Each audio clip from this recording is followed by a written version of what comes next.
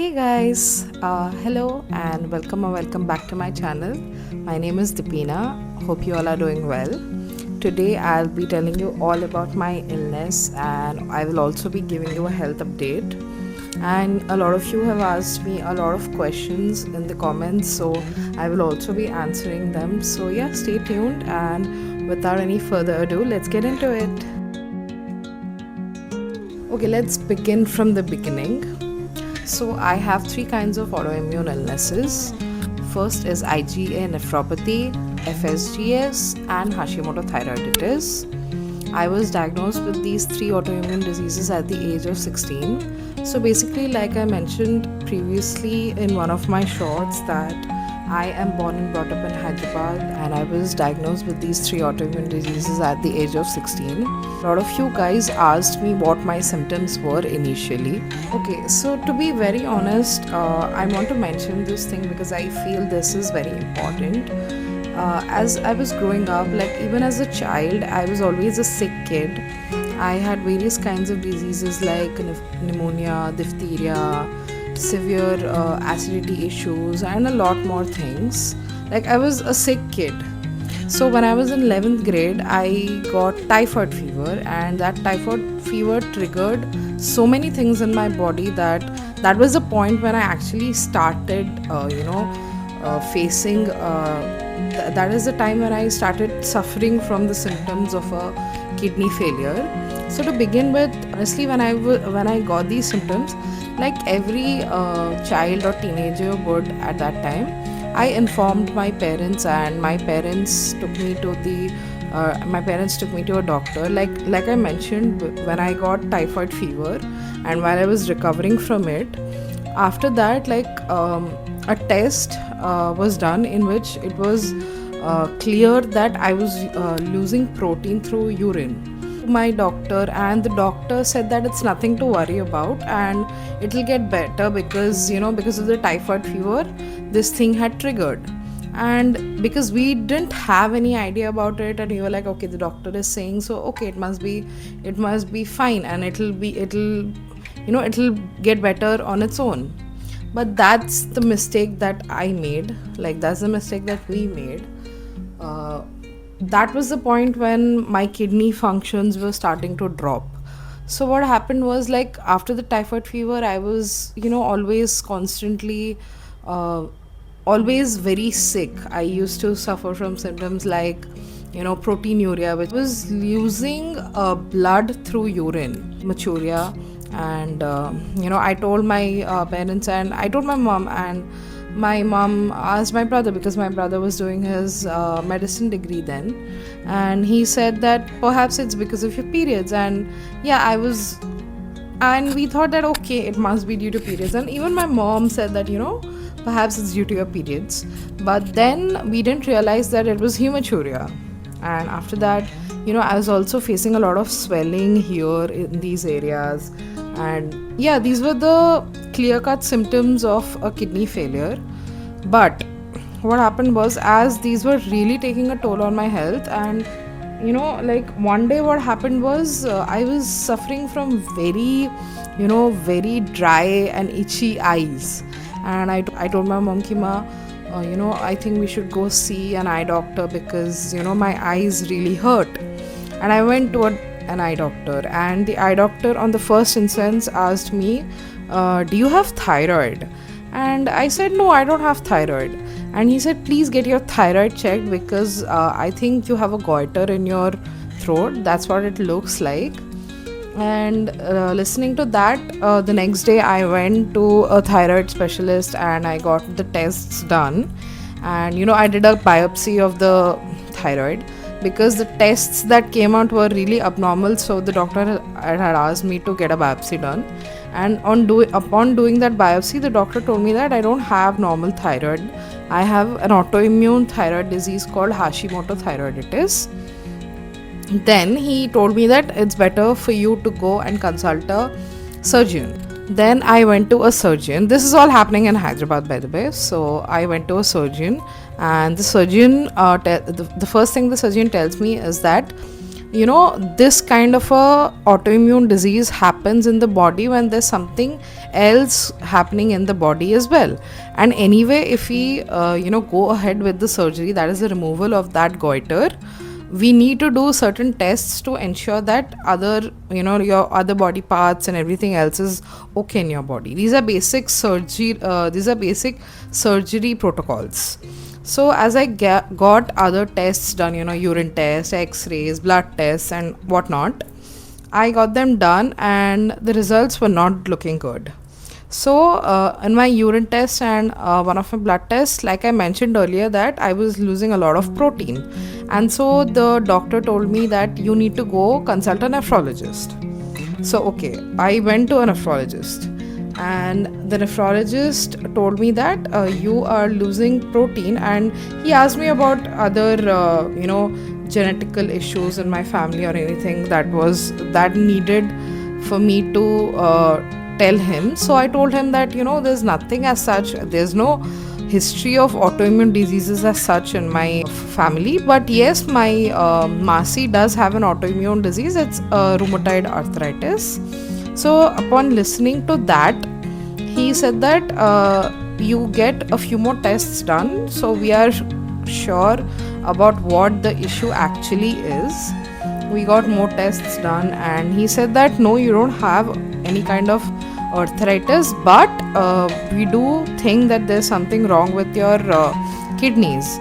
And so the nephrologist gave me a certain medication to reduce the protein in my urine. First set of medications that were given to me. In the beginning, the protein was going down a bit, but then again it was back to where it was. Like I was again, the protein release was getting higher and higher, and that was the point when my doctor told me quite a certain things. So to begin with, he told me that we need to get a kidney biopsy done as to ensure what kind of a disease you have, and then we went ahead with the kidney biopsy. After the kidney biopsy was done, and let me tell you this, the kidney biopsy was so painful, like oh my god. Even though they give an anesthesia, they give a local anesthesia, you can actually you can feel the machinery, the gun that they're using to extract the tissue from your kidneys. Like it was a horrible experience, but it's needed, so we have to get it done. So I got the biopsy done, and after the biopsy results came out, the doctor told me that I have two kinds of autoimmune diseases, IgA nephropathy and FSGS. So he very clearly told me that this is going to go downhill from now on.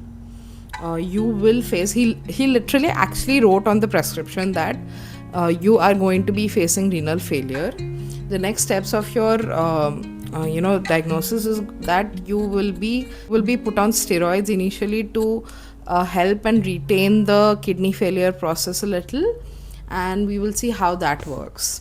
Meanwhile, this all happens, I'm diagnosed with the autoimmune diseases and everything. The doctor also tells me that perhaps you should go on a trip if you want to, because this might be the last trip of your life, because after this it might get bad. But he also told me that with these diseases you will not face renal failure like instantly. It might take with medications, if we get to control it, it might happen in later. It might happen later, like perhaps in your 30s or 40s, which usually happens. A lot of kidney patients actually get diagnosed at a young age with such autoimmune diseases, and they're told that with medications and everything it will be controlled, and renal failure might happen at a very later stage. And what happens next will literally break your heart. So all this happened, and we then like I mentioned before, my brother was doing his medicine. So after he completed his medicine and he was preparing for his PG, and then during all this he also got a PG seat in Kolkata.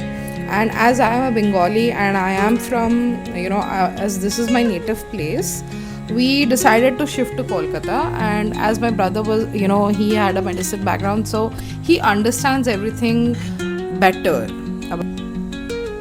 Then we shift to Kolkata, and like I think I was diagnosed in February, and that is when, in fact, what happened. I gave my practicals, my 12th final ka practicals, and after that I just had to I couldn't go to school anymore. I couldn't give my finals because I was extremely sick, a lot of other issues as well. So I couldn't give my 12th finals. And meanwhile, all this, I shifted to Kolkata within 2-3 months. And after shifting there, I consulted one of the top nephrologists here in Kolkata, and he put me on steroids and he put me on steroids initially.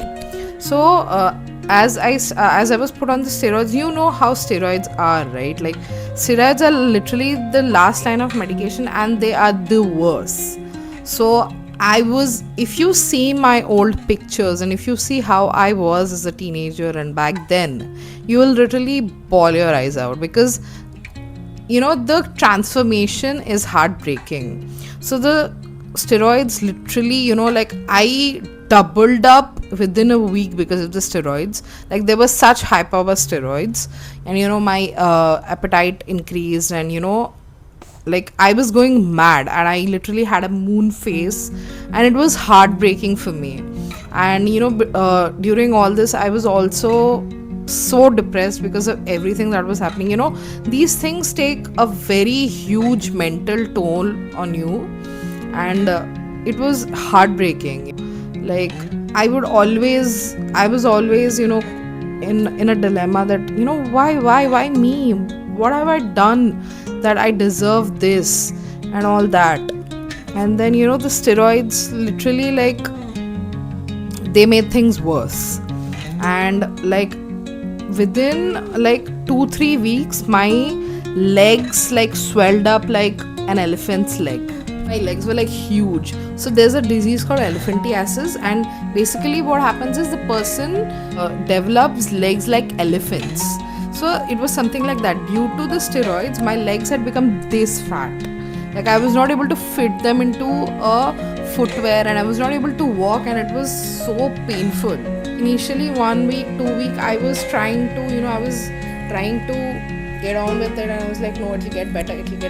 But one night it got so worse that I was just not able to handle it anymore. So I went to my nephrologist again, and upon seeing my results and everything, he said that things are getting way worse than they should be. So he gave me immunosuppressants, and he very clearly told me that immunosuppressants are going to be very bad for your health, because these affect other things like your uterus and your ability to get periods and everything. So these things will get affected.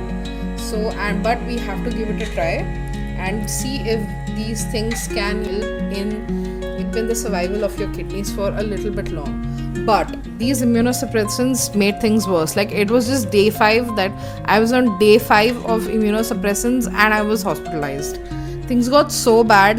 The moment I was hospitalized, I was in the emergency ward, and I'm lying down, and suddenly I don't know, something happens and I'm just out. And then later, when I regain my consciousness, I realize that I'm on dialysis. There's a catheter in my neck, and it's so painful, and I'm crying, and I'm telling the sister, please release me, please remove this, I'm not able to, it's hurting and it's painful.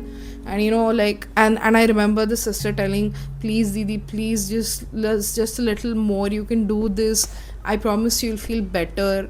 And later, what I later realized was, what I was told when I gained consciousness after the dialysis, was that I suffered a massive seizure due to excess creatinine urea levels. So that's how I started dialysis. So basically, within the diagnosis of within 2-3 months of my diagnosis, I had to be put on dialysis because things got that worse, which was actually very surprising, because I don't know, something went wrong, and it really went downhill from then on. So I started dialysis on September 12th, to be precise. I was hospitalized for around 15-20 days, and every day I was going through dialysis. They made a catheter in my neck which is called a central line.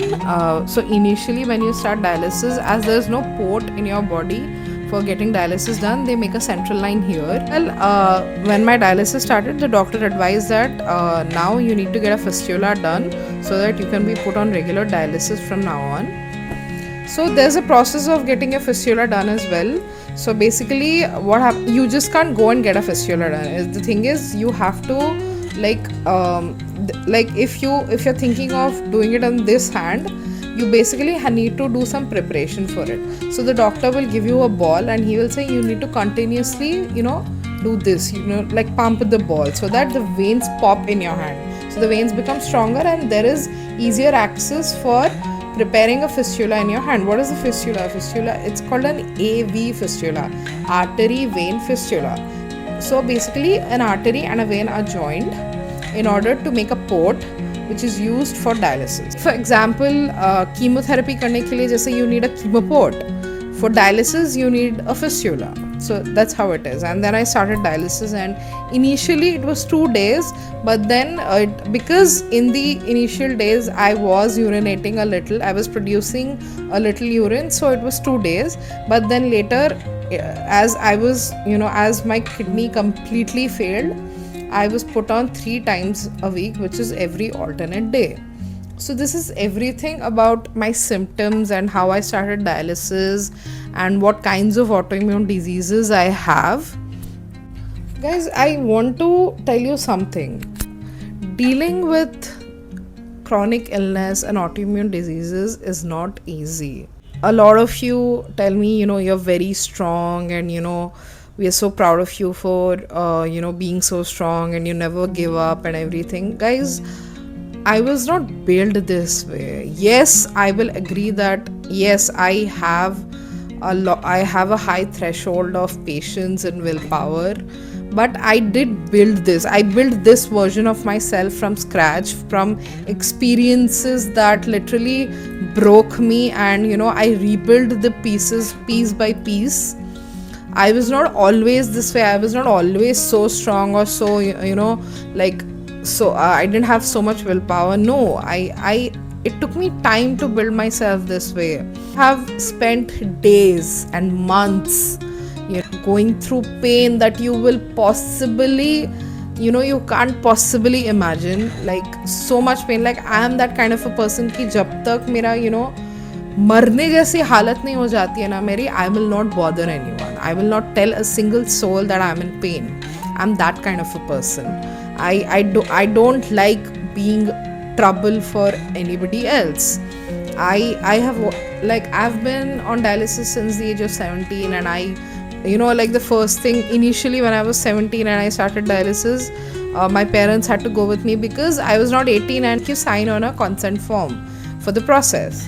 So I remember telling my dad ki Papa, when I turn 18, from that day on I will take responsibility of this and I will sign on my own consent forms, and I will not bother you guys to come here, drop me, wait for me for 4 hours and all that. I started taking my own responsibility. I used to go to dialysis all by myself, and there were times when perhaps I was so drained and perhaps mera sir chakra raha hai, but I'm still I've still held my ground, and I have gone home and I've not lost hope, and I've stayed strong for myself and for my family.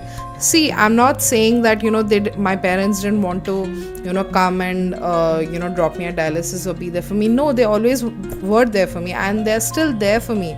But I wanted to do that for myself. I wanted to build that strength and courage for myself, so that I am answerable to myself, and I can say that yes, Deepina, I am proud of you, that even though you're going through such hell-bent issues and you are suffering from a terminal illness, you never lost hope. And I want to say this one thing to all of you.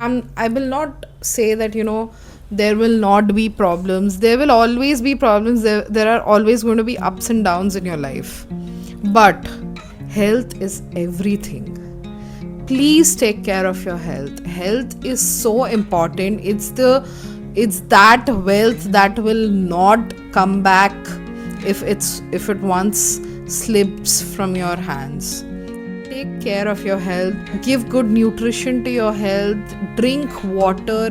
The level with which kidney disease is increasing nowadays, it's really bad. Like when I started dialysis, there were so very few people in the hospital who were getting dialysis done, and now after like almost 9.5 years, when I go to dialysis, the dialysis is packed with patients getting dialysis done, and mostly most of them are aged people. Honestly, kidney disease happens to people with high blood pressure and diabetes. So if you have high blood pressure and diabetes, please take care of your health a little more than it's necessary. Avoid the things that make your health worse. This was a little about the backstory of my health journey and what all diseases I have and how I started dialysis. One thing, and it's about my BP. A lot of you have been concerned about my high BP.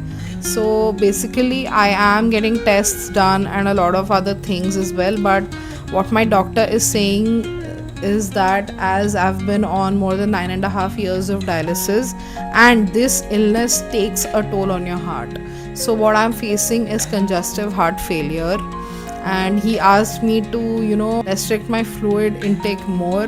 So I'll perhaps need to take even more precautions and even more care of myself than I used to take before, because my heart is losing its capacity to pump and do the job for me. But honestly saying, the love and support that I get from you guys for the videos that I post and everything, and the support and love means everything to me. It's my dream to become a successful content creator. It's my dream to show it to the world that even with this particular life, you can achieve the dreams that you have dared to see. So yeah, build the life that you dream of. Don't give up on your dreams. You'll always find a way to fulfill your dreams if that is what you really want. And thank you for staying till the end, and I will tell you a lot more about this on my next vlog. And if you really enjoyed this vlog, and if there are things that you need to know about this illness, then please comment down below and I'll try my best to answer them in the next video. Thank you so much for being here, and I love you guys a lot. And yeah, please like, share and subscribe, and share this video with someone you think who needs to see this.